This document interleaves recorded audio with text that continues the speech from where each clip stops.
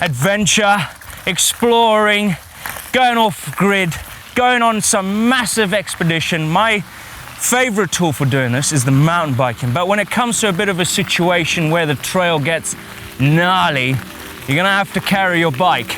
Now I'm gonna show you how to do that and how not to do that, because I've done a fair bit of it.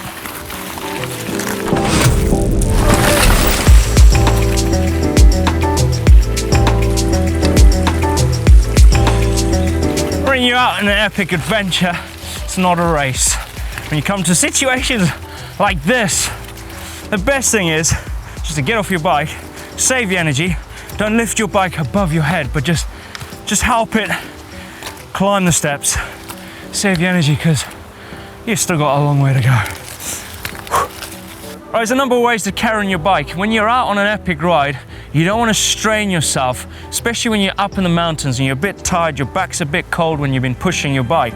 Now, to make it super easy for yourself is just to put on a high object just like this right in front of you, like that. You want to bring your crank arm down like this. You want to get your right arm, your right hand, put your hand there, grab your bottom of your fork just like this, bend your knees, lift your bike up, twist your bars, and then drop it onto your shoulders, just like this. Now this is the most common way to carry your bike. I learned the hard way, and there's a load of ways that are pretty hard to carry your bike in it.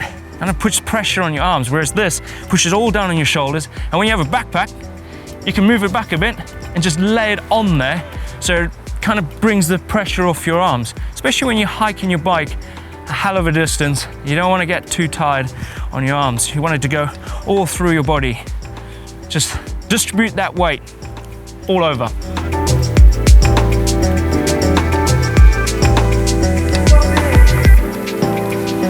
Now, when it comes to putting down your bike and you've been walking a while with your bike on your shoulders, you don't really want to just bend your back and put it down, because your back's probably cold and your muscles are probably a little bit spasmy because you've been carrying it for a long while.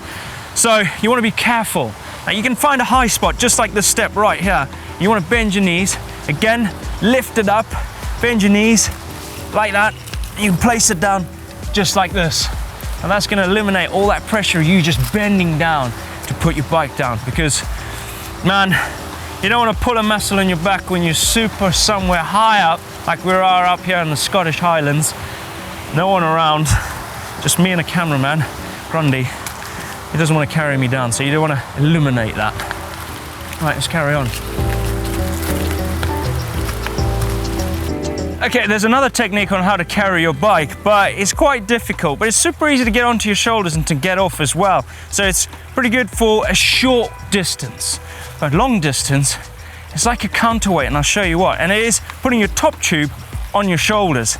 Now, what you're doing is you're just getting your bike, you're twisting it around like that, and you're placing it on the back like this. And it's good when you've got a backpack, but when you haven't got a backpack, it's basically a counterweight on you and it's pulling you back like this. So you're gonna have to be walking a lot, putting a lot of pressure down on your lumbar down here because of the bike.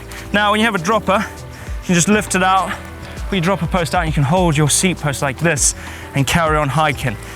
The best thing about this one is, it's just when you're getting it off, you can just literally twist it around and drop your bike down like that. Now, that's a quick way for a quick short stint, but like I said, that weight is far behind you and it's going to pull you back like this, especially when you're tired and you're going to be walking up like this. Whereas the other way, super easy. You can stand upright and it's all pushing down on you. There's probably no wrong way of doing it, but it is really, and carrying your bike. Now, I've seen people have their bike like this, trying to carry it like that. That's terrible, because what that's going to do is going to wave like this and hit you in the head. It's uncomfortable, where it's just digging all onto one shoulder, right onto your shoulder blade there. It's horrible. That's a mistake, especially if you're climbing long distance. Why would you want to put all your weight on one side of your body?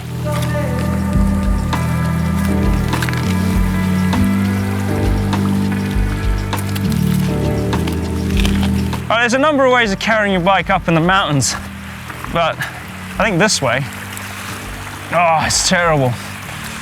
But I think it's, if you had a good way of carrying your bike, I think it could work. think it could work if it was set up properly. I'll see you at the top. It's a short but sweet video, but I'm probably teaching you how to suck eggs. But to be honest, I didn't know how to carry a mountain bike until someone told me how to do it.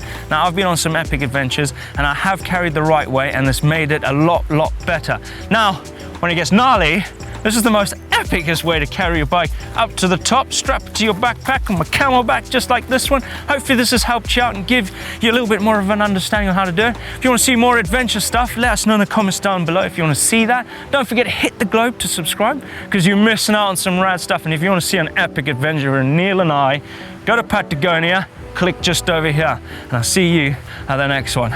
See ya! See you at the top, Grundy. Got a long way to go.